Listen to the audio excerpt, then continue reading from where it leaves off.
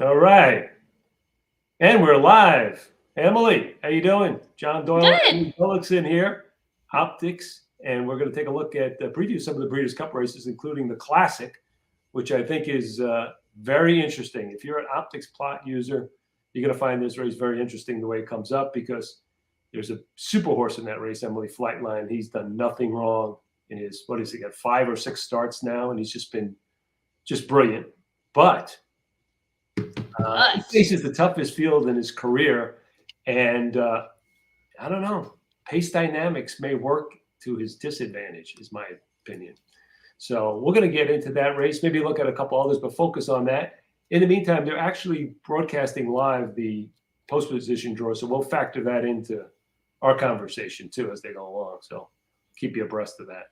So oh, there it is. there's the plot, Emily, right? And I mean, for Well, first, people, I mean, first of all, if you're looking at it, if you know nothing and you're just like looking at it, it's like pick Flightline I know.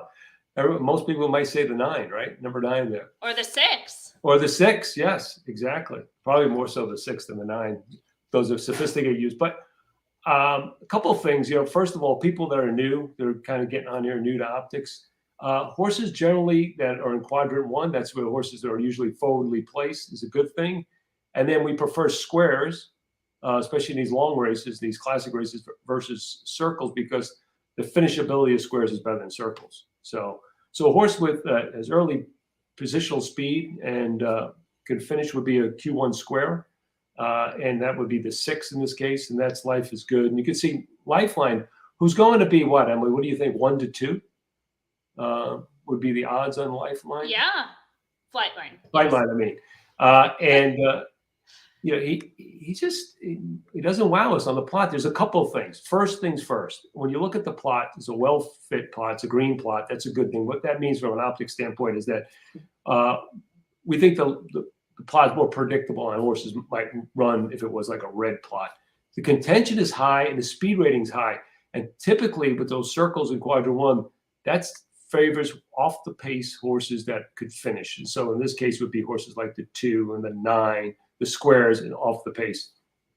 But it looks like Flightline, even though he might be comparable on the second call, which would be like the middle part of the race, he kind of falls off on the surface and distance plot because that's his late pace in that Pacific Classic wasn't up to speed. Now he ran really fast early and he kind of knocked the horses out halfway through the race and it was over. So maybe he was just wrapped up. But I don't know, Emily. He's facing a horse in Life is Good that is just as fast, if not faster, than him through those middle parts of the race.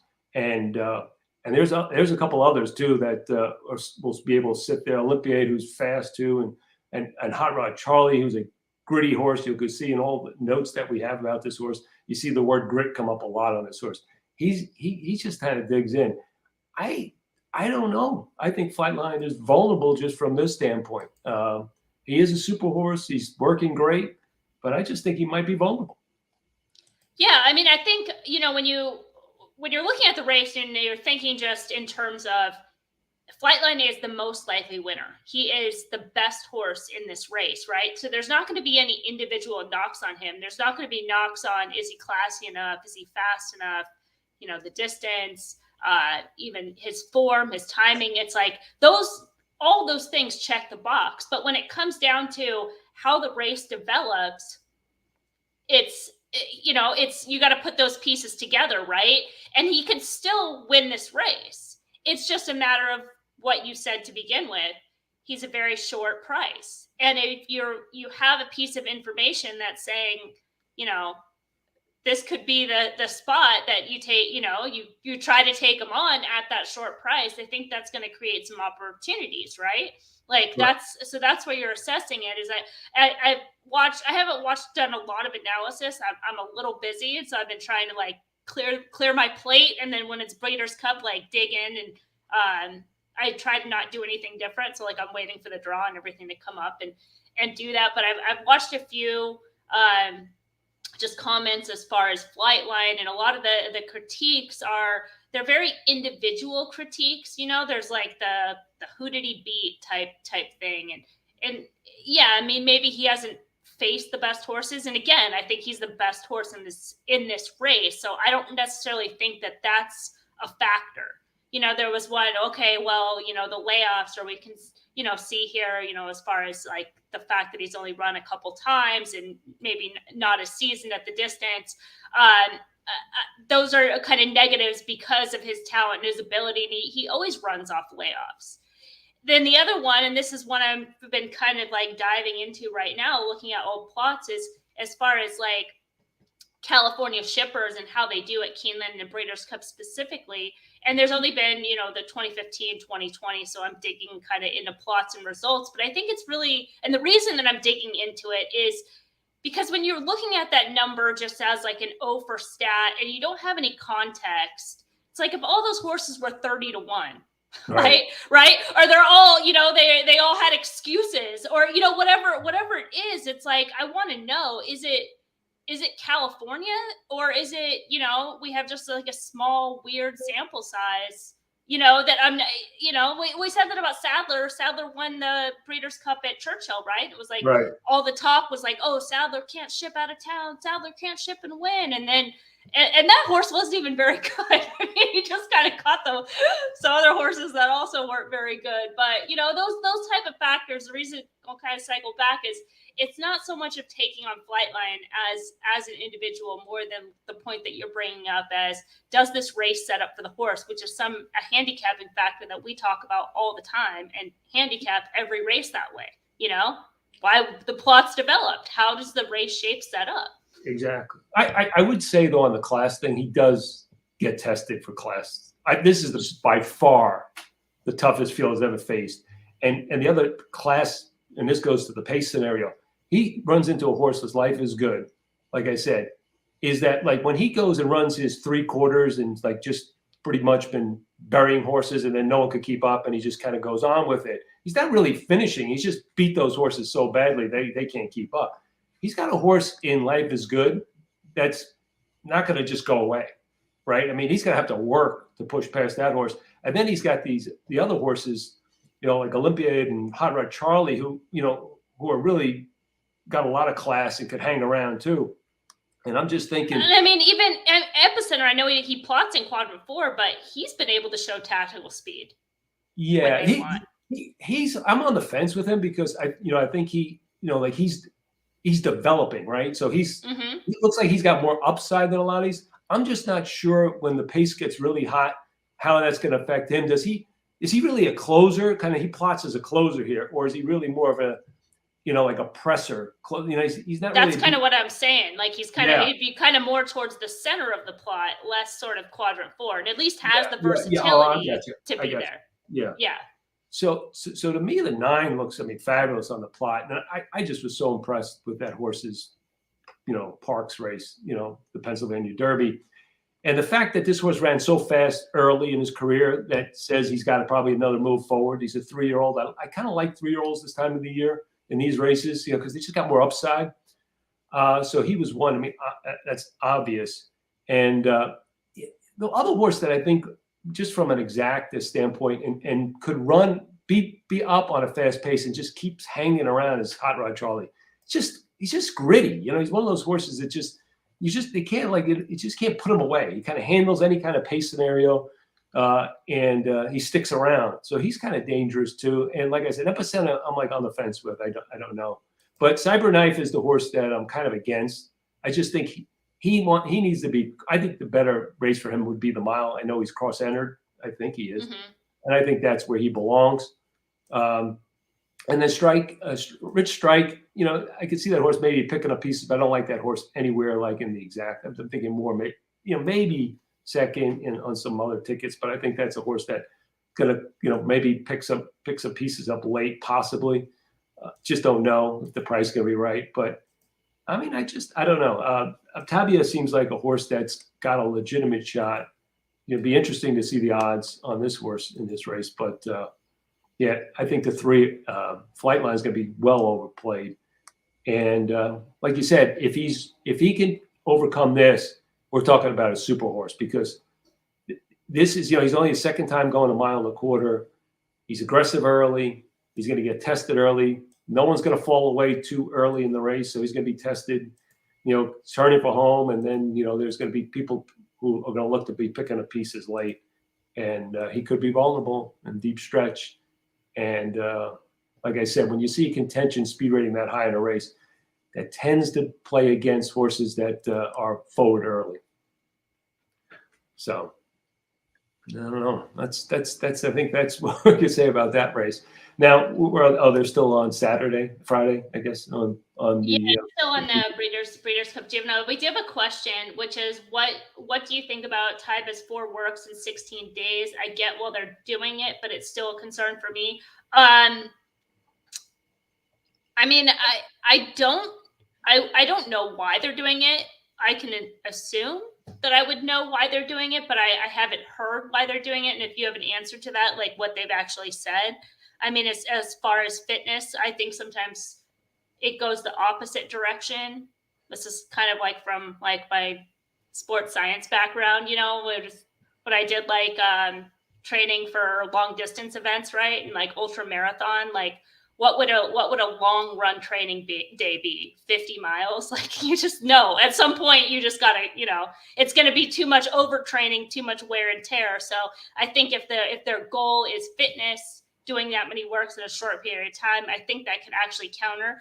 But if it's, I have to just look at the works, yeah, and see how the horse is doing. Those type of drills. I mean, sort of to that point, as far as like, it's still a concern for me. I would say kind of the same thing, just in the fact that you just don't want to be doing anything different, right?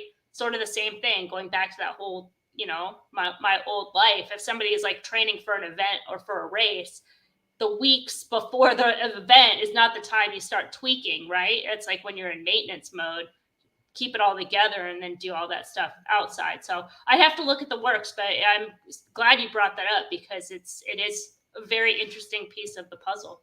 Yeah, he may be playing a little catch up, but since August, what were the number of works? He's had 4 works in the last 12. 4 works in the last. He ran on September. Days. He ran on September 24th. Yeah. So going into that race, he was kind of working out every week from August 6th. Okay, so I kind of got him ready for that race. Looked like when he came back, his workout was, I'm just looking at raw numbers. It looked like it was a little slower than a typical workout for this horse. And then like the last 2 works have been more similar to what he normally kind of, the last 3 or whatever have been normally what he runs. Again, the other thing you got to think about, who's training the horse. Bob Baffert's got a lot of experience, obviously, getting horses ready for big races. And I don't know. Like, I don't have any context. I don't know. It could be the horse is thriving and, they just can't, they want to maybe take the edge off of him because he's bouncing off walls. I don't know. There's so many different ways to read that, but it's a valid point to take a look at. But it looks like, every 5 days he's working down almost the last 3 works. Yeah. And then the reply was, you're assuming because he's an average workhorse and he's never looked that good to me in the mornings. I would tend to agree with you for somebody that's kind of watched him, but I don't know what working him extra would do that would change that average workhorse thing, because again, like all these works are in context, right? So if he's always been kind of an average workhorse, but he just kills it in races, then who cares? He's obviously doing what he needs to do in those workouts because, it's just practice. Yeah, I would defer to people who, I know I'll touch base with Toby and that team to see, like, contextually, how's this horse working? What's their assessment, right? Someone who really watches these horses day in, day out to get a real feel for it. But it'll be interesting. Like I said, this field is a lot better than I think classic fields I've seen in the last 5-10 years. This is a better than low field. Flightline's a great horse. They may be the super horse, but this is a stiff test. some real Mhm. gamers, some real game horses in this race. And you got an Epicenter who's just thriving, in his races. He's 3-year-old, upside. Same thing with the 9, like we talked about. Hot Rod Charlie's a gamer. Even Happy Saver, this horse doesn't run a bad race. I mean, maybe he's not good enough to win, but he doesn't run a bad race. I don't know how many of these horses have actually been off the board. I mean, they're all kind of, if you look at where they finished, and these are all grade 1, grade 2 races they've been running all year long, and they've been right there. So, yeah, he's just not going to be able, after the third quarter say, okay, I beat the field, and now, it's over. I just think it's going to be a lot more difficult than it looks on some papers. And that's why we got Yeah, the other thing I'll mention too, and I mean this is more of like a long shot kind of what if thing, but Flightline for all like the brilliant speed that he does have, he can break a little bit slow. Yes. Yeah, recently too. Yeah, more recently too. Yeah. Yeah. I remember the Met Mile. He was off a little bit slow. Yeah, here we go. And I thought he was a little bit. No, he wasn't off the gate slow, but he wasn't he didn't pop out of the gate in front of that field, right? Yeah. And he was slow in the Malibu too out of the gate. So, advantage. Life is good as far as getting to the lead, probably. Well, even looking at the extended, it's got to commit to the lead anyway. Even looking at the extended comment in the Pacific Classic, I did note that there was mild contact at the start, which usually means that the horse is braking somewhat slow or awkwardly.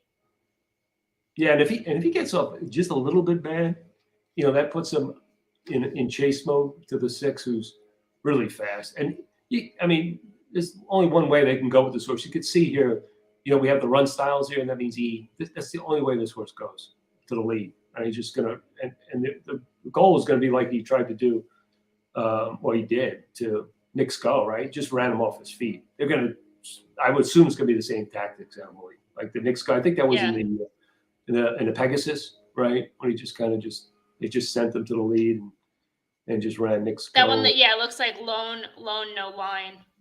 Yeah. I mean, that's that's the knock on Life is Go is the distance.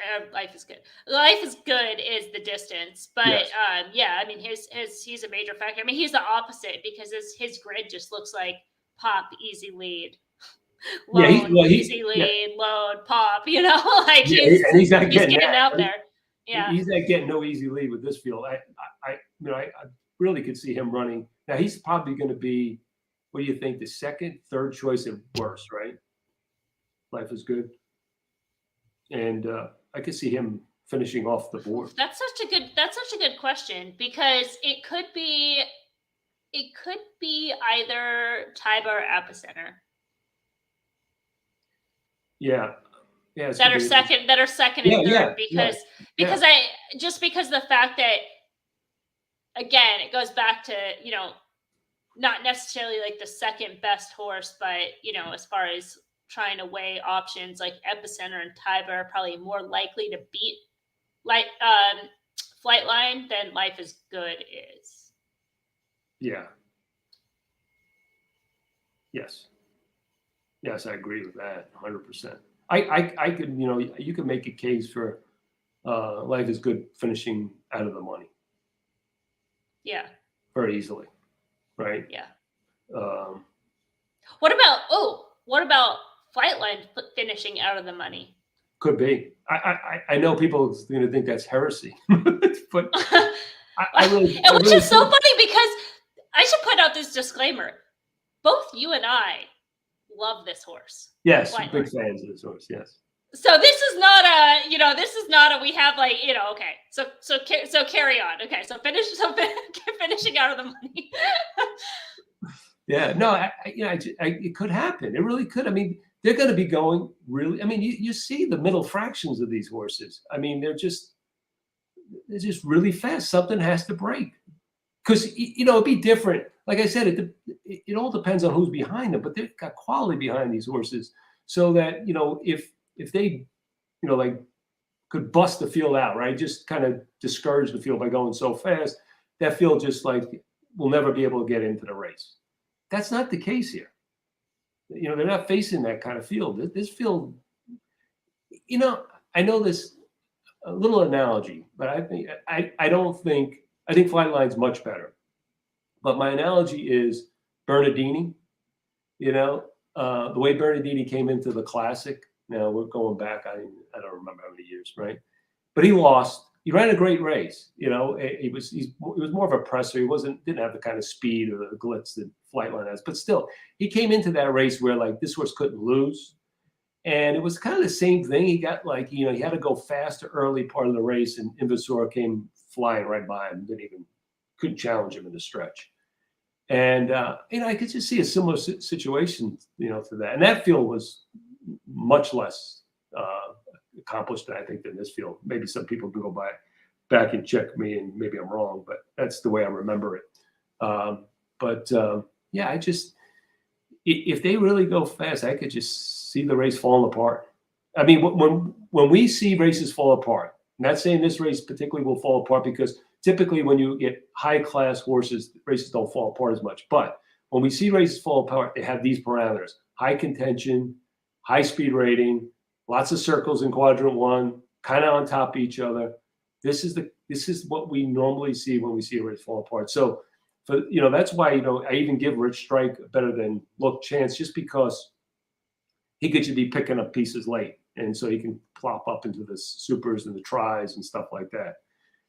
Even though it looks like a real deep closer, just because of the race. Now, the race profile, Keeneland if this was Churchill, I give Rich Strike a much better chance because of the stretch and just the profile of the track. Keeneland's a little bit softer to, horses, more, if a horse is going to come off the lead, it's going to be more of a Stark, a mid-pack, than a deep closer. So that's just another thing to think about when you're evaluating this race. But yeah, 10 furlongs too. He's only done it once, and you can see his late pace compared. That's what the plot to the right is, surface and distance. So that's kind of his mark. See, he's a big circle. That's because he ran so fast early, and kind of like people who say, well, he was not pushed later. You can't run that fast. He ran so fast as it is. You can't run any faster. It's just the way he distributed his energy. He just knocked everybody out and then kind of floated home. So it's gonna be interesting to see. Exciting race. And I'm pulling. Oh yeah. Good. What did you want to show the other Flightline plots? Yeah, I mean. Actually, let me do this one first, because I've just pulled up the last time that the Breeders' Cup Classic was at Keeneland, as far as what that plot looked like. And so just for what the result was, and they didn't run to the plot, but I think that the plot was, the race shape was a little bit different, because you had the winner of the race was Authentic. He went gate to wire. I don't know if you want to pull it up or not, but so this is 2020 11-7.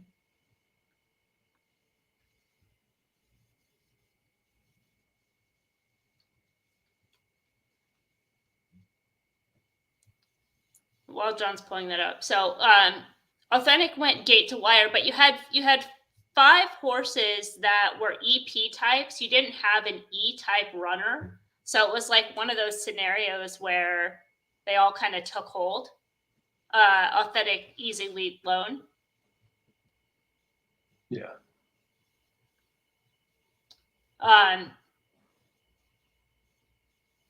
So it's not it, but it's different. It's a different race shape. Yeah. It was a little bit more balanced in terms of the who on off pace horses. If you just look at the RPMs, right? You had EPs and PCs. Like you said, there was no burner in this race. Speed rating was pretty high, but you could see the contention wasn't as high as this race. Speed rating a little bit lower, but still high enough. Yeah, I guess. Yeah, improbable for a second in that race.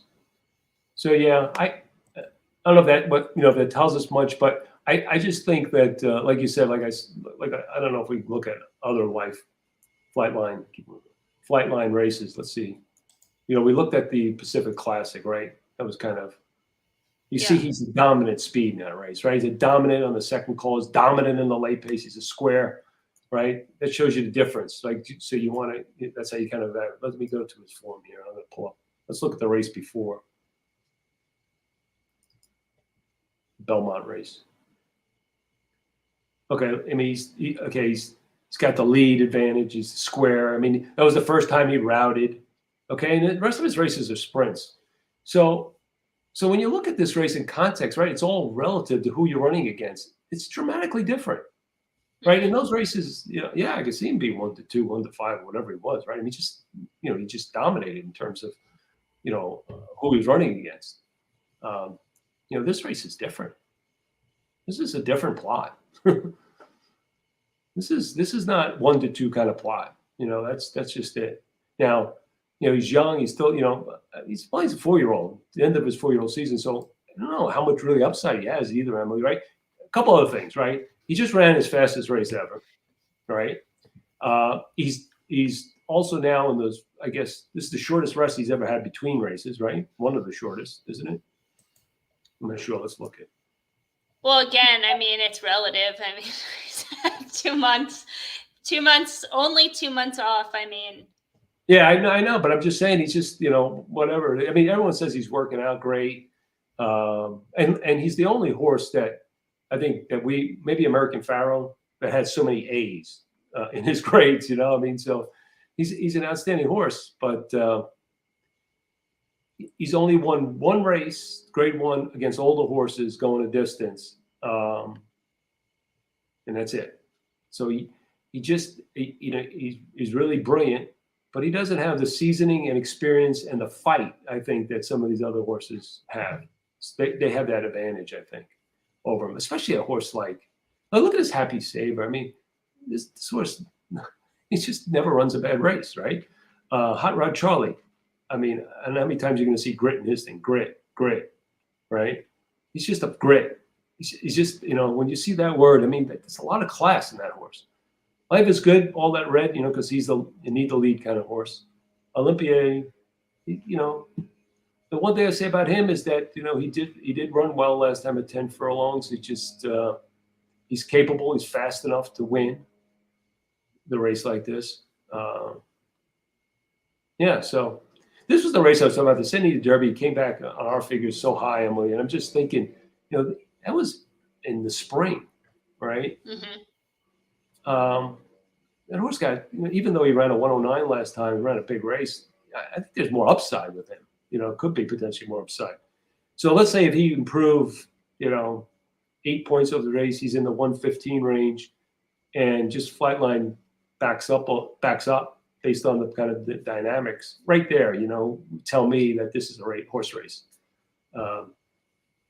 I know some people have the figures a lot faster. For Flightline, I think he's got like a 126 buyer or something like that. But we've seen horses too run those kinds of figures and regress the next time out. We talked about Sadler and Shipping horses, and everything's situational. But when there are these little kind of ticks, check this box, he starts coming up and saying, maybe he could be beat. So, and I'm not just to beat a horse, right? I'm not those kinds of person, especially a horse that I love, like Flightline. Well, like Emily said, we've been following his career from the beginning and just loved him. How great he looks. I mean, how easily he's won these races. But all right, well, that's the classic. Hopefully, what we're going to be doing is this race will be in focus with all the Breeders' Cup races when you buy our package. So what is focus? It kind of looks like this. We're going to have this for the, all the Breeders' Cup races. We kind of give you how we label the race. What does it look like? A wagering strategy. Maybe make a comment about maybe a type of bet. Not knowing the odds, but we do provide our Optix focus odds so that you can evaluate horses as they get closer to post. Instead of just picking, 4 horses, we kind of project what we think the right odds would be for a win bet on a horse like, whatever, whoever. And then there you'll see labels here, like a value, a play X. And those are just horses like, for instance, that we think may be good plays against a horse that may be value. Again, you got to wait till the post time odds. We're basing some of this on where we think it might go and also the morning line. So, pay attention. I want to add on that a little bit too, because when we're putting this in, we like you just said, and again, I like trying to like reiterate this, is it's not just the morning line, because it's like knowing your circuits, right? If you see the 10-1 on there and you're like, there's no chance this horse is going to be 10-1, like you're not going to make that horse a value play and think you're going to get 10-1. Right. These are the type of value plays we'll put a value when it's like we have a soft favorite, a vulnerable favorite, a play X, those type of horses. And you're like, this is the type of race that these horses are going to get. There's other horses in this field, they're going to get action. This one's going to sneak away. And it's not necessarily like you're going to get 12-1. It could be 9-2, but that's value because you're considering this horse should be probably the second choice, 5-2, or even the favorite. And they're just, they're going to miss it. So that's really important, because I'll see that all the time with like public handicappers, picking a 10-1. It's like, are you just not paying attention? Do you not know your circuit well enough to know there's no chance that horse is going to be 10-1? Correct. Correct. And if you're one of those people that I still like seeing your picks, I mean, essentially this is the rank based on our line. So, if that's the kind of the way you just want to look, this would be the top, 4 or 5, the choices are based on probability to win. Okay. But that doesn't mean the horse is a good bet, even though, like for instance, let's just look at this example because the results were in, right? So this horse was 2-1 on our line. He went off 165-1. So no edge there for a win bet. The 3, was focus odds 3-1, went off 9.6-1 and won. So huge edge. And the favorite who finished third, a bad bet at 1.2-1. So getting the favorite out with our 2 high-ranked horses for the exacta was a good thing. And then also we'll be doing, those people that like to bet, horizontal wagers like pick 3, pick 4, pick 5. We'll be putting our letter grade in here. So if you're considering doing that, because that's even a different type of thing, right? I mean, I may have a horse in here that could be my highest ranked horse or be a big favorite. I may still make that horse not an A, because of what I'm trying to do in that particular wager. That pick 5, that pick 6 may not be the same value as if I'm playing the race vertically. There might be different reasons why I might use a horse as an A, but maybe not bet them a certain way. So there's so many different factors in this. But if you are betting those races, we got you covered with that as well. So. For what it's worth, they just drew the dirt mile, or there's still a few more to go, but Cyberknife is taking the mile because he just drew post 9. Yeah, that was the right move for him. Yeah. No doubt about it, especially with the absence of Jack Christopher, who I was going to bet against in that race, actually. And I mean, that just shows me there's a lack of confidence in that horse. Don't you think, Emily? I mean, they just don't know where to put him. I don't know. Maybe it's confidence that he can run. I don't know. I think he's going to have to deal with Jackie's Warrior. You would think that race would be a layup, should be a layup for him, but. Well, I don't think he's going in that either. Oh, he's going to sprint. Well, I know, but they announced earlier he's not Breeders' Cup. He's no Breeders' Cup. Oh, he's not doing the breed. Okay, so there you go. Yeah. He was a bet against. He was one of the horses I wanted to bet against. I thought he was overrated.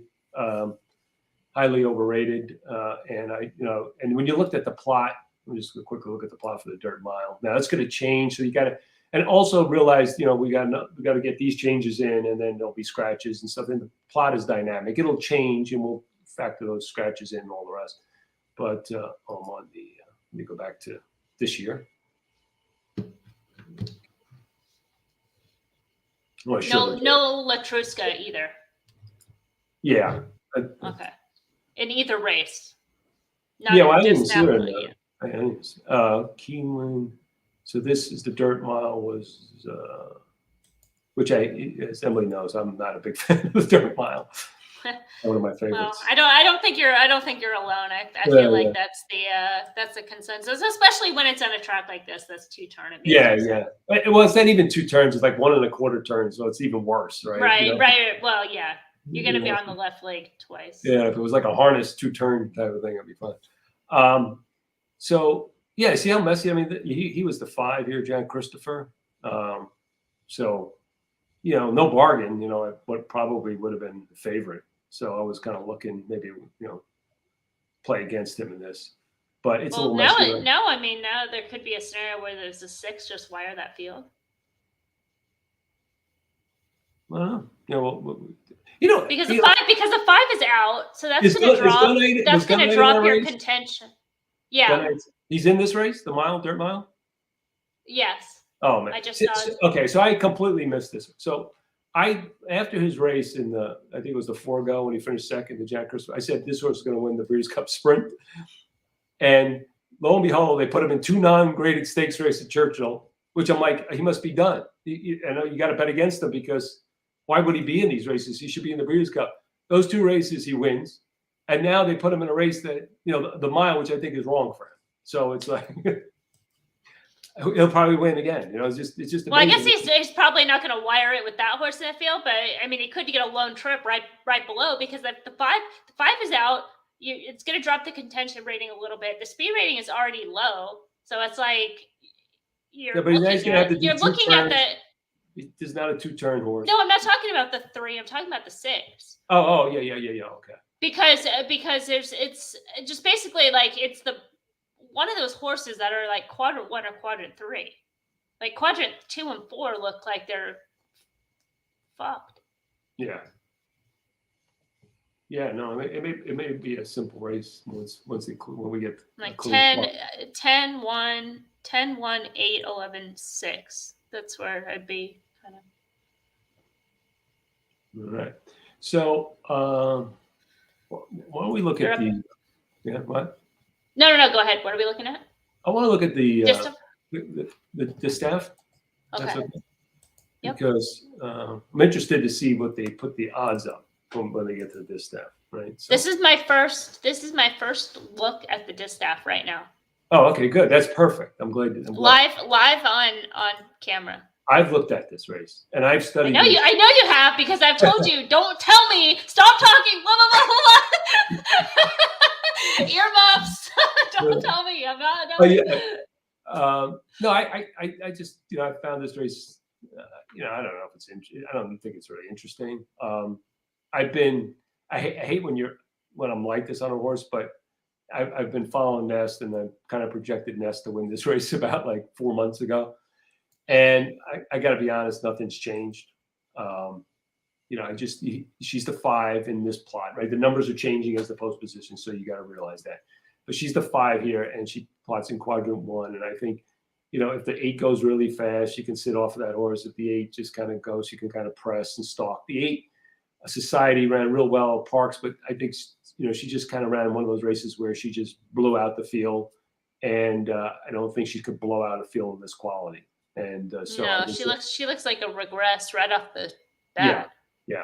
I mean if you look at some of the 81 to 97 to 105. I mean, yeah, and that's the ceiling. She just ran the race, the horses off their feet. She's not going to run this field off their feet. And so I was like, basically the way I see this race, I mean, I don't like Secret Oath. I know she'll take some money, right? But I'm really against her. I think she had a hard campaign and maybe she rebounds. I don't know. I just don't like her at 9 furlongs. There's lots of things I don't like about her. She's the 7 up there in quadrant 2. So I think it really comes down to the 5. And then, the 4 is going to be a close second choice, I would think.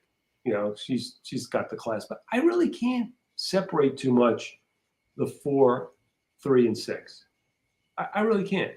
So I'm just thinking price-wise, who's the better price? Maybe they just let one of these horses go off at a little bit bigger price. And, that was kind of my thinking on this race because I really don't like anyone else. I mean, I just think I'm all about the squares in this race and all about Nest. So maybe that's the play. I would just, 5 over the best price of the 3, 4, 6. Keep it that simple. So anyway. What's wrong with the this plot? I don't trust this plot. Okay. It's yellow. I'm okay. Cautious. I'm cautious on this. Okay. I'm not even looking at the plots so much. I just know these horses have been running against each other forever, Yeah. right? And to me, I mean, in any one day, the 3, 4, 6 could beat one another. That's all I'm thinking. Right. Yeah. Well, no, I think I'm saying it more in the sense for the 2 and the 7 as Oh, okay. circles in that position. Because they're horses that they're lacking a lot of data, like Blue Stripe. Yeah. What is do you have oh because you have Keelan, I have Breeders' Cup, that's why it looks like that. Okay. Yeah, because oh well, it doesn't matter now. But like Blue Stripe had all right, I'm gonna have to like read through these lines. The distaff last year is what put me on this horse this entire year, because that distaff last year, I think she was training well, but it was like the way that she came out on the track was like, this horse has something. And so that was like the excuse, and then pushed in the Santa Margarita, and she ran fine in the Santa Maria. It's like she runs. She just runs. She was in this race last year. I don't think that was an excuse. She's as good as any of these. She could have that similar running style, and I just think her plot is one. It's based on the fact that it does have that distaff from last year in there, right? Because it's a sample size of 4. Plus, she's also running in races that are like, 5-horse field. Like she hasn't really had to be maybe more than what she's showing on the plot. That's why I'm a little sus Okay. that position. And then as far as the 7, is she going to be the longest shot in this field? No, the 1 will be. Yeah, the 1 definitely. But she'll be the 2nd. Is she that longest? Is she that much worse? No, not at all. Not at all. That's why, Right. it's still depend on the odds. Right, because I mean, I know you're not crazy about her at 9, but this might be the best 9 furlong chance she's ever had, and on this track, because of that configuration that you pointed out. It's not the long stretch, right? Because she makes that move and then she kind of flattens out a little. Yeah. So this might be actually the best, the best configuration that she's ever had. And I mean, she's in form right now. Like, her numbers are kind of going in the right direction. She's had the 42 days since, and all of those races, the 2 races at Saratoga and even the Parks race, they haven't been good for her, plot-wise, race shape-wise. Right. She's still running well. No, I can't argue with your points. I really can't. So to me, though, I'm not getting off nest. I just think she's the best horse in the race. I just don't know what the value is going to be on her. But I don't think she gets beat. Yeah, I don't. I mean, I think last race was a prep, and she's run 10 points higher than the rest of this field in that last race, essentially 5 to 10 points higher than everybody. Well, what if that race meant to be a prep, but she did too much? I don't think so. I don't think she did. I really don't. I mean, because here's the other thing about her. I mean, she ran faster than that race in the Belmont. Where she ran second to the boys. I think she ran a winning race that day. Well, pretty close to the same, 107, 108. Yeah, but that was like 7 months ago. So I mean, I think there's a move forward on that 108. So if there's a move forward on 108, it's a move forward on the 107. And I just think she's she could be she's gotten better. She's gotten more tactical. Where she was more of a off kind of a off the pace runner, and so she's, I don't know, she's now I'm not going to bet her at even money or that kind of thing, but to me a fair value with her would be about 8 to 5. I don't think you're going to get that, but if you can get something, in the exactas, like you said, maybe make a case for one of those long shots underneath. Maybe you can turn, 6-5 into 30-1 with somebody, or 25-1 or something like that, depending on who you use. So, that's the scenario there. I mean, it's not a horse. This is not a horse I'm going to try to play against. Let's put it that way. Where I'm trying to play against, Flightline, that's not the case with Nest. I think I might be. Okay. Well, you're very good at these filly and mare races. I know you're going to be doing this race on Focus for us, so that'd be really good. Right. I feel like it's one of those that Nest looks like a little too obvious. Yeah, could be. Could be. But she's obvious for a reason, because she's good. No, I agree, but this could just be another. I guess what the way that I'm like looking at it, or just kind of thinking, I have to like kind of deep dive and do a little bit more than just looking at it for like 2 seconds. A race where the best horse is not winning. That could be. Well, the 4 is very good. She's very good filly. I don't know if it's going to be her either. No, I don't like her, actually. I think I'm more of the against her than against Ness, right? Yeah, no, I prefer Ness. Yeah. To the 4. Yeah. She's kind of plotty. She is, and she's, I think she's been getting kind of okay, trips, and she's been in softer pace, and she comes from behind, and she's got to get a little bit of a setup, or she's got to be close up on a soft pace. I think maybe those things don't transpire in this race, Or if anything, and this is probably sort of the opposite to Nest, is Malathat almost seems to run better with less time between starts. Maybe that's the one upside for Malathat. Where Nest, I mean, we're going to see her back in 27 days, which is not a first, but she typically does have a little bit more time. Yeah. Like I said, I think that race, even though she ran a good figure, I think was a soft race for her. Yeah. I don't think she had to do that much in that race. Yeah. Oh, we have a good comment here. Emily, thanks for posting the plots for Hawthorne. Learning a lot. Wow, that's awesome. Yeah. I'm glad to hear that. I don't think, I think there's so much that people talk about, like a learning curve with horse racing as a whole, and like the plot and everything. And it's really not that complicated. I mean, we don't try to dumb it down. I mean, you can get into the weeds like we're kind of doing right here, and like, really getting after it. But like the basics are what they are. And it just really comes down to, like anything that you're learning, the more that you do it, the more that you practice and repetition and over and over and over again. It's not, it's not hard. It's just, you're learning by doing. So I appreciate that. I'll pass it on. I'll pass it on to Hawthorne, because it's, kind of new for everybody. Why don't you just mention it, Emily, to whoever else is out there, what you are doing.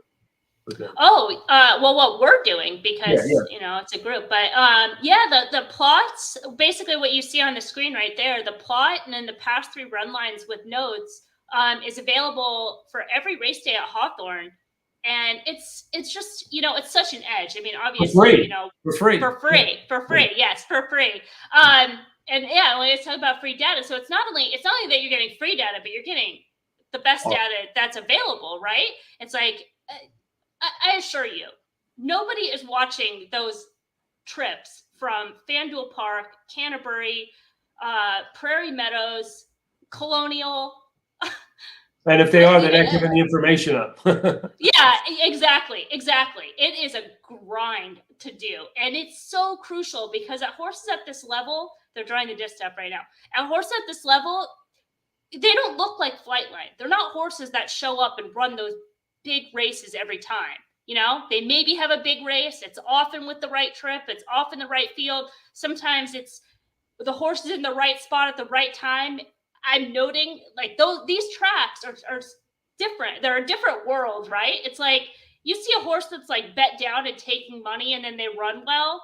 They're not. That was their day. That was it. Like that was their day, and they're almost like a regrets going forward. You know, having that information is key, and you're not going to see it. The horse that broker made the other day, there was another horse in the field that was like even money.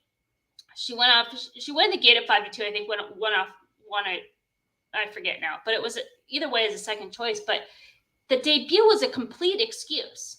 I mean, complete. Not even like you have to be an expert trip watcher. Like the rider almost fell off. It doesn't get any more obvious than that. But it didn't come across that way in the chart comment. It sort of did, but not really. And then the next time out, they ran the horse in the special weight race, not where the horse belonged. It's like coming back to the right level. It's like all those pieces come together, and the horse just like pops off the page, you know?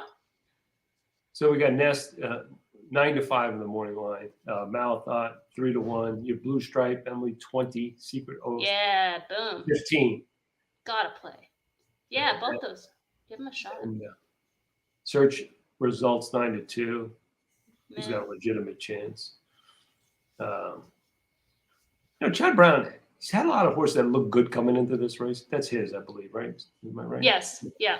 Not a lot of good horses. They just haven't performed in this particular race that I just back of my mind. They have really good horses that I bet, and I'm like, oh, this horse is going to win. They just kind of underachieve.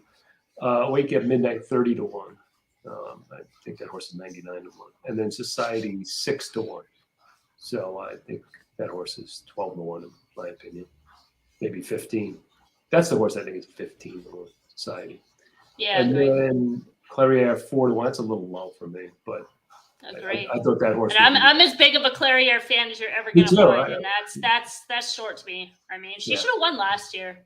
So Nest looked like a legitimate favorite. Maybe Emily, a couple of Emily's horses she mentioned here, the 2 and 7. That look like prices. Maybe even a round out try. I actually think that's probably the more I'm looking at it, that might be kind of the direction is if Nest is the goods, you're right. She's winning this race without question. And I don't think the winner is gonna, if she does kind of run her race, I don't think that the 3, the 4, the 6, or the 8 are gonna be the ones that beat her. Right. It would be the 2 or the 7. Just things getting weird. like one of those things. I don't think that those other horses are beating Nest on her best day. But I like your approach, because it's been those horses been running against each other all year long and kind of beating up at each other.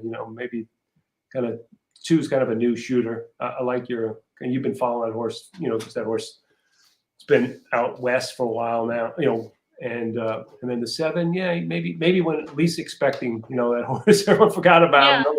Lucas does his like every time you kind of write Lucas off, he kind of scores with the horse like Cat Thief. I don't know if you remember that horse, Emily. That was 100 years ago when he won the Classic. That was a Lucas horse that went off like a gazillion to 1. So okay. So let's see. So now they're the Breeders' Cup Turf. So one more race, and then I guess they get the Classic. Did you do the turf? Should we look at the turf while they're? I didn't look at it all. Okay. We're still kind of missing some notes. I'm not doing that race. I did look at the Filly and Mare turf, but still kind of I'm still waiting for some. The other thing is we are going to be doing like the European form, so we'll have notes for those horses too, which is you don't get that information much elsewhere. So at least their current form cycle will have doing the last 3 or 4 notes for each of those runners. But which is still, it may be maybe tonight or the next day we'll be all caught up. I think all the notes are in for this race. For Philly, for the turf? They are. All the notes are in. Mm-hmm. Okay, let's go. So let's look at it. Now you're going to get horses that don't plot, right?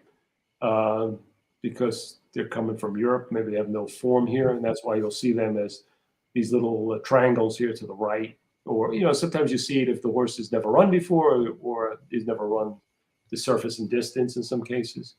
So kind of a messy plot. You got some I guess, it's going to be interesting about Warlike Goddess. I mean, she has such a great year. She's facing the boys here. She won in the Turf Classic. It's not going to be the same quality field because you can get the Euros in here. But she's done nothing wrong. That was a perfect kind of trip the last time. She drew 2 and she's 9-2. Yeah, she's done nothing wrong, and she is a really legitimate 12 furlong horse, that's why she's in this race versus the Filly and Mare Turf. You would think, well, she could probably run over those horses, but she's really better at 1.5 miles, and she's one of the real true, I would say, distance specialists in this race. So let's see if we got some notes here on this side. Let me go to the grid because maybe some of the Euro form is on the grid. We have it. Yeah, it's in the grid. Yeah. So I guess the favorite so far is Rebels, Romance, 5. And Nation's Pride is 4. Yeah, in years past, Have they drawn Broom yet? Oh, 15? What? Why? Recent form. Yeah, but look at just the U.S. races. Yeah, okay. Let's see, Rebel, Romance.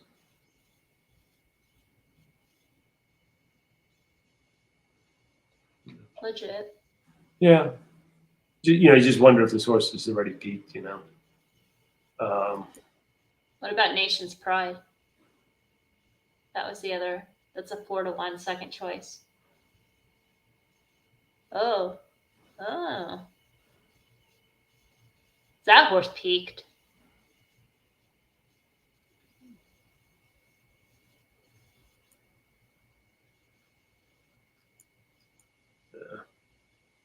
He's already made the trip to New York. Nice, Oh, this horse. Oh, okay. So last year he just ran real well until he got to this race. And so his 2-year-old, they stripped him here.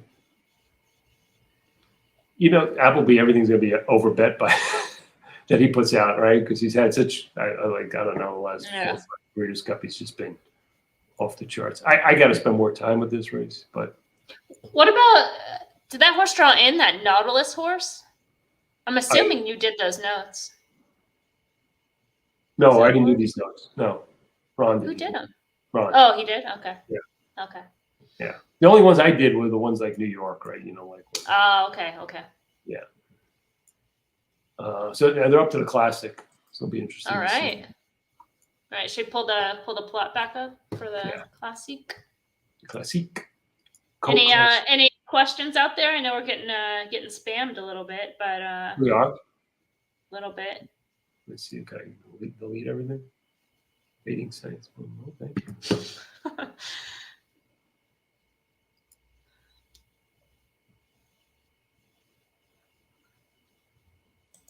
Okay.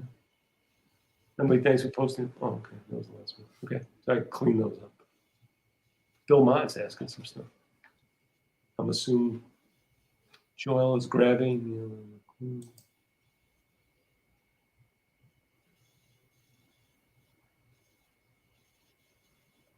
Oh, Bob said he might box the 268. I believe that was for the Classic. So that would be Epicenter, Rich Strike, and Life is Good. Okay. Yeah. No, fine. Oh, sorry, 269. So sorry. Epicenter, Taiba, and Life is Good.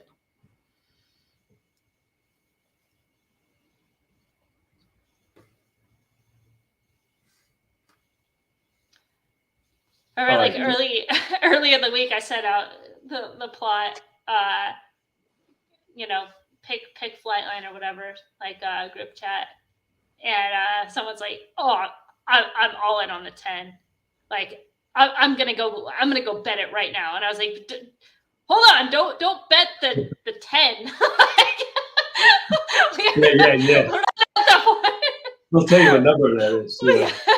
Yeah, tomorrow morning, this will all be the right numbers.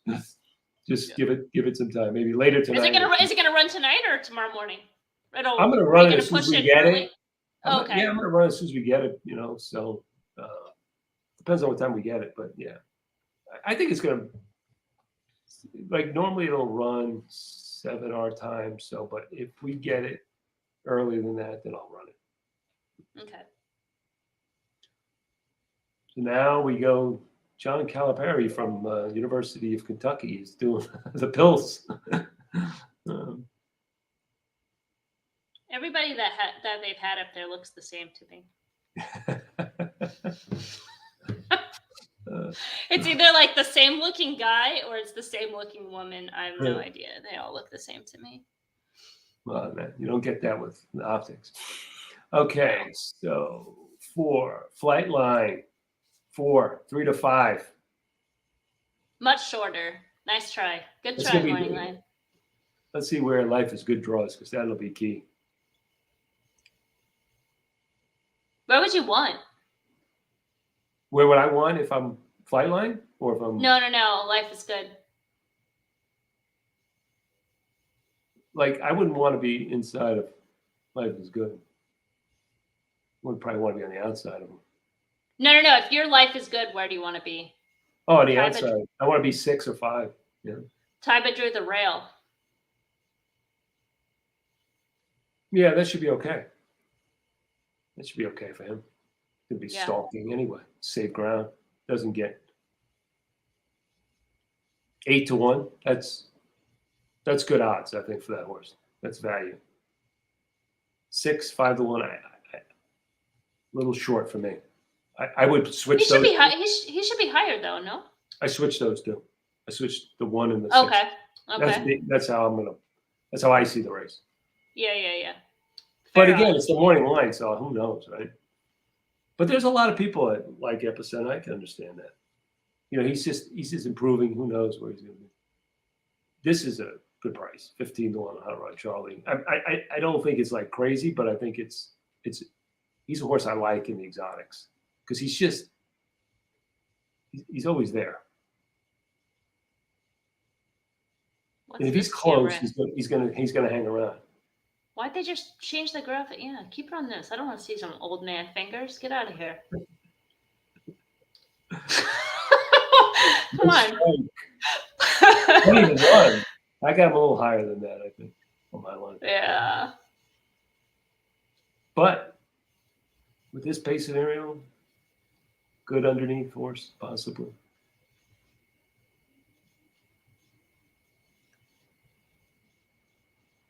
Take forever. Happy Saver, 30 to 1. It's going to be everybody's long shot underneath key right there. Because he's a saver, right? Yeah. I feel like it's like when they put it odds like that high, it's like they're just baiting people. I don't know. What is this? That's Vegas, does it? Yeah. Ah, Olympia, 10 to 1. That's I would maybe 12. But that's about right.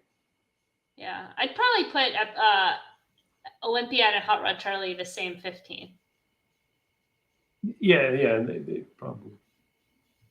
Life is good, 6 to 1. Draws inside. Oh, interesting. That's too short. But I guess that's right. I mean, I guess it's right just because I don't know. Let me see it, man. I don't want to give up. Well, get it ready. Yeah. So, you gotta buy the ticket, take the ride if you want to see the real deal. Yeah, because I think you're probably right.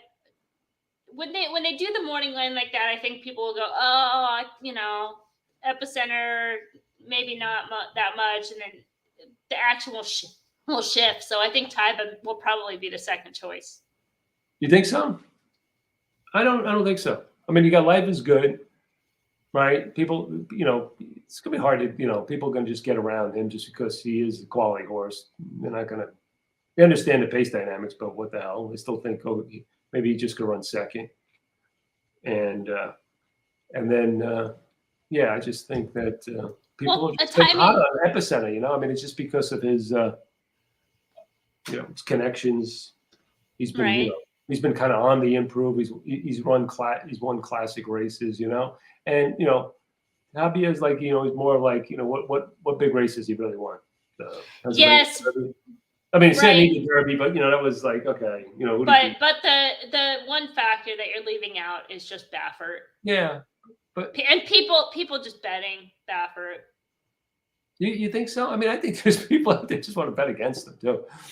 Well, yes, but like public, at least they've heard of him.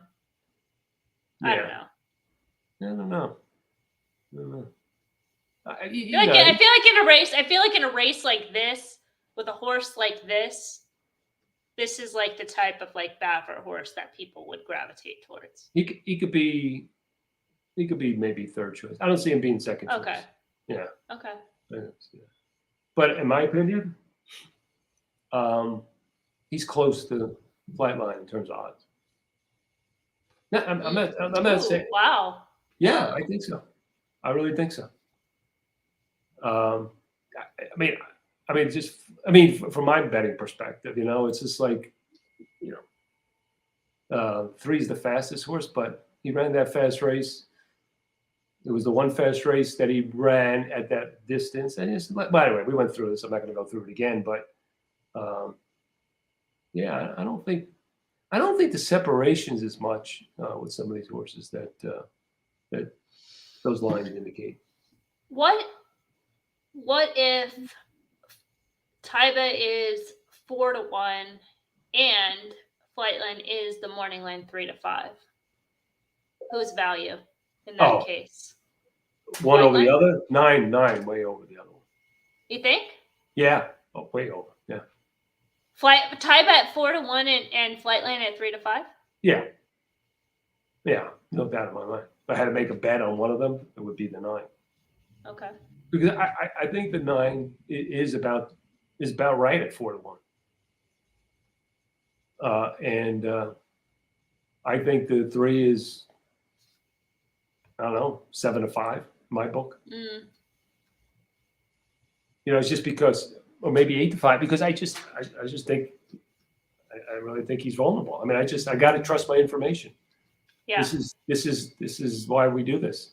And, this is where I think this is an edge. And you're wrong and right, that's how racing goes, but you can't move off your stuff just because of circumstances. This is where you need to take a, stand and say, hey, look, this is my information. This is what I believe. And, sometimes it's going to work out, sometimes it doesn't. But in the long run, I'm expecting to have an edge. That's why we do this. And that's why, we provide this information to people, because we want to give them an edge. Absolutely. And so, yeah, sometimes it works out, sometimes it doesn't, but doesn't mean you get off of it. I mean, that's the biggest, I would have to say, it's just like, it's just like stocks, right? Everyone sells at the wrong time, right? And buys the wrong time in stocks. A lot, I'm not saying everyone, but 80% of the people do. And it's why? Because, they do what everyone else does. It's kind of a herd mentality. And you got to kind of step out and stick with what you think is your differentiator and stick with it over time. Can't, you're going to be wrong. Look, if I handicap this race and bet this race a certain way with these, with some long shots, even if I'm wrong 8 out of 10 times, I could hit just one bet or those 2 bets and be right 2 times out of 10 and make enough money in a score that provides a profit over time. But if I'm switching, like, I pay attention to it this time, but I'm going to do this or I'm going to hedge this, that's the wrong approach. In the long run, you have no edge and you might as well not play. So that's the way I feel. And so this is one of those rare times, like I said, a horse like this, I would be more apt to say this horse can't lose and watch the race and be a racing fan for a race like this. But I'm not in this situation. And I'll be cheering if he wins like by 20 lengths. I'll be like biggest fan of this and not worry about it.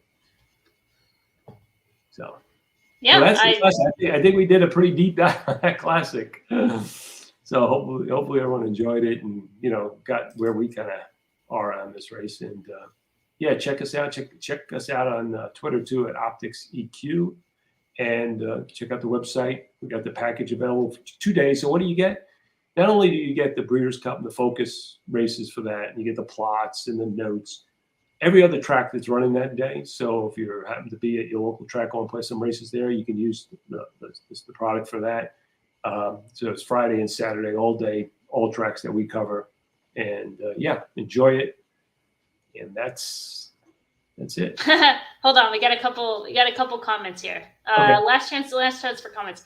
Bob has a couple. He says Lucas said that she, the filly in the distaff, Secret Oath, is doing well and has put on some weight. So she's starting to fill out and be better at 4. So that's at least an encouraging sign. You know, Yeah. they're going to keep running. Beautiful. And then the other one, I bet a horse Saturday at Hawthorne. Forgot what race it was. I pulled it up here. It was race 4. It was a 7-horse, paid $26. Only bet him because of notes. It was a good plot. It was a good plot too. But that was into win. But yeah, that horse had some. What race was Saturday? This was 10:29 race 4. I just want to pull it up.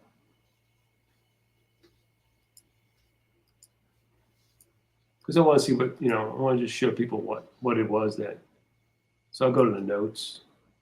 Well, you can pull it up on pass-through red lines. Yeah, it'll pop up right there. Yeah. Well, my slow machine here.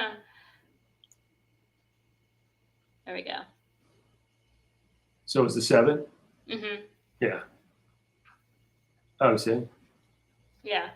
So it's a trouble, didn't handle the racetrack. Kind of ran the same way.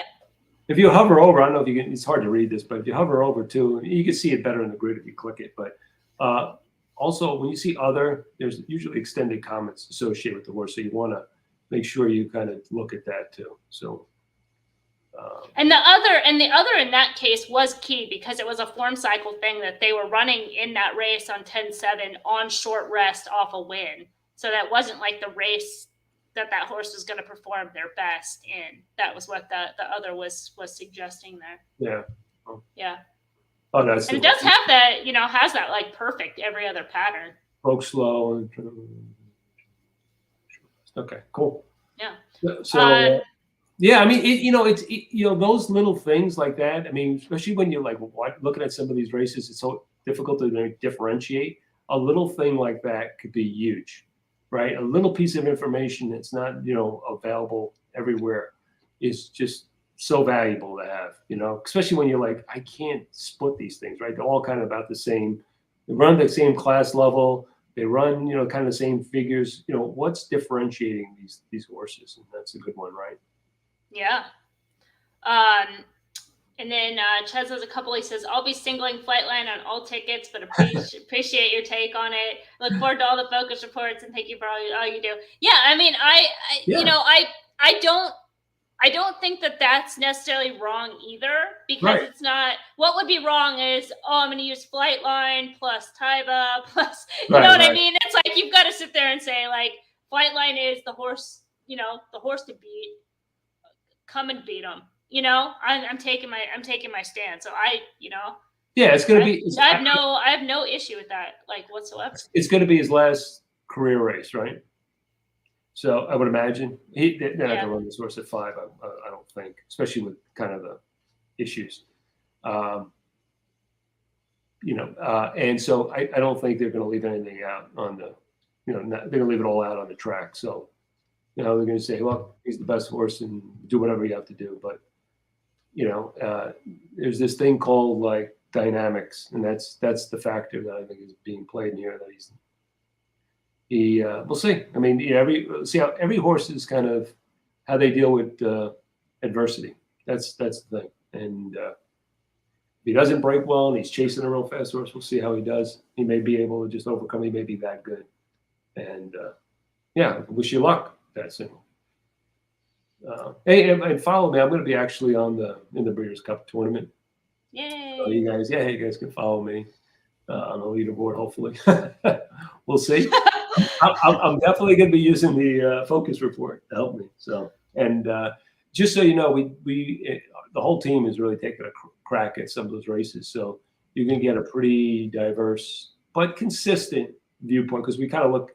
even though we're different handicappers, we kind of look at we look at the same information. We all basically use Optix, and that's it. I mean, I know Emily and I definitely are the way. So, yeah, I think you're going to get a good representation for those 14 races in 2 days. So, and it's just a great guide, great information. Even if you don't play who we suggest or what we suggest, it's just great information that is not going to be available anywhere else. Like again, we just take a different approach than.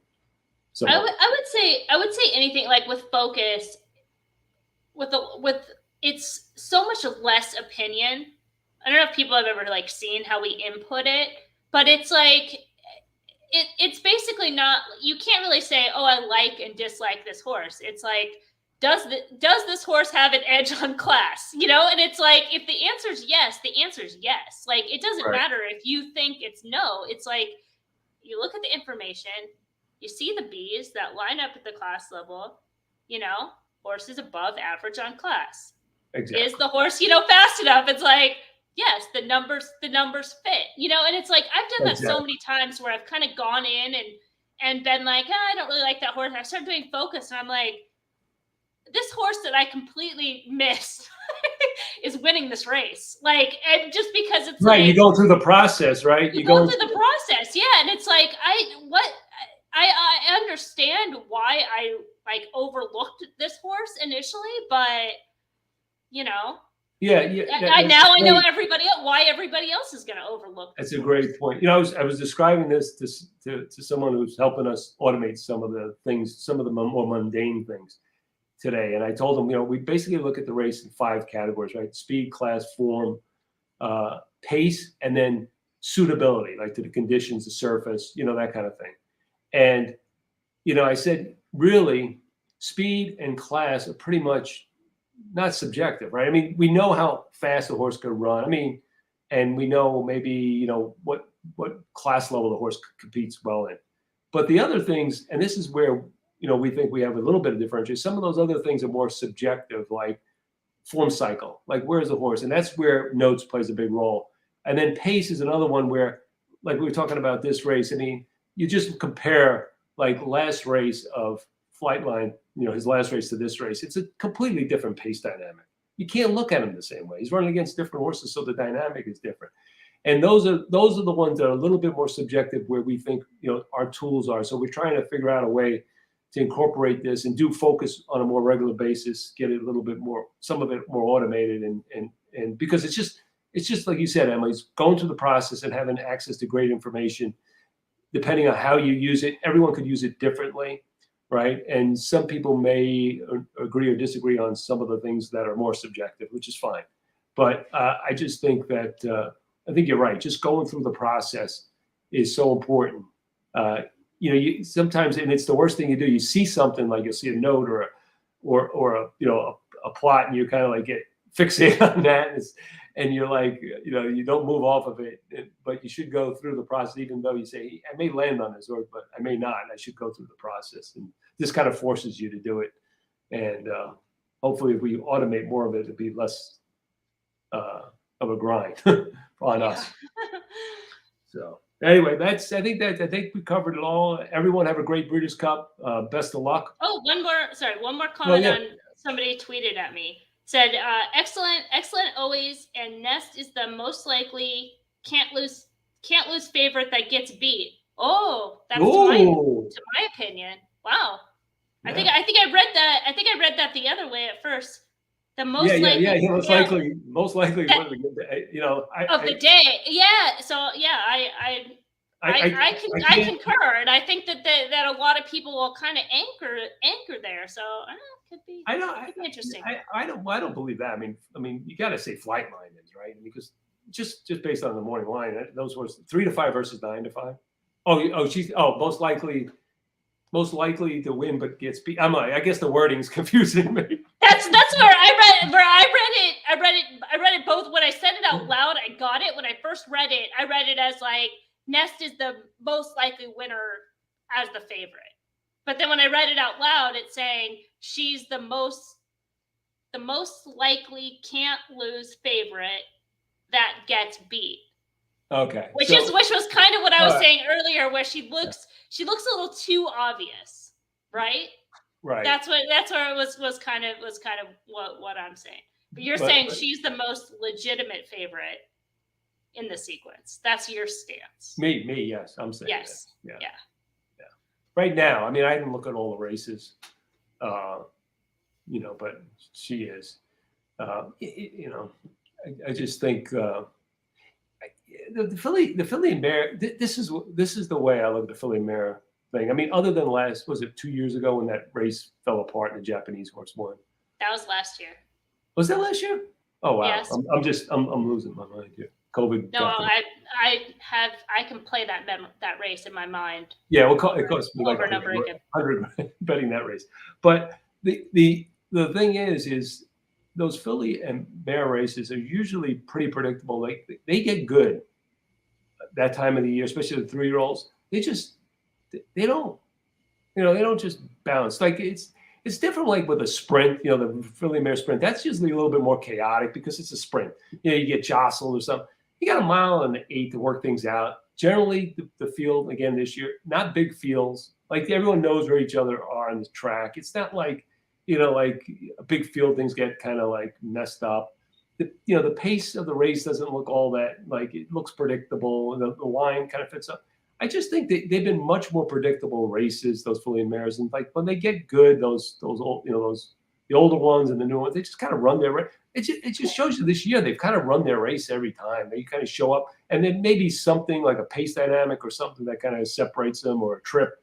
But they kind of all run pretty well. I just, you know. I mean, even last year's Distaff ran exactly how we projected that race. Oh yeah. 100%. It was Latrisca was like the worst favorite. Yeah, that was the worst. But the biggest key in that race because of how fast they were going to go, and so that's why Clairiere was like the key. I mean, it was like that was her race. You know, that was her race, and they ran that way. And I think Clairiere still to this day ran the best race that day. You know, but it ran other than her kind of being, because part of that is we just don't have the information from Japan, which that's Breeders' Cup's fault. You know? It is. And you see the like the race the years before that, right? You had, I'm trying to think, all these big fillies, right? There was the Jeff Bloom filly. There was Midnight something. Midnight Bloom, Midnight something. Midnight. Bisou. Yeah. It was the Cox filly, right? You know, then there was, you know, Beholder, and then there was, you know, what's the Stadler horse, Stellar Wind. I mean, you know, they just kind of like, I mean, they just get good, and like I don't know what it is. They just kind of like get good and stay there for a while, and then when they get bad, they get bad.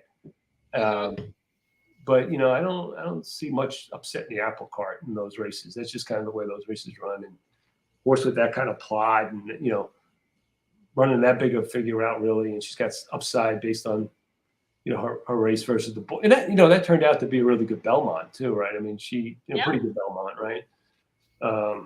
So it wasn't a bad race. So, I mean, she'd be competitive in the epicenter world, right? I was gonna say, do you know how much it stings right now that Mo Donegal isn't racing, because he would win this freaking classic? I hope Jerry is listening to us say that right now.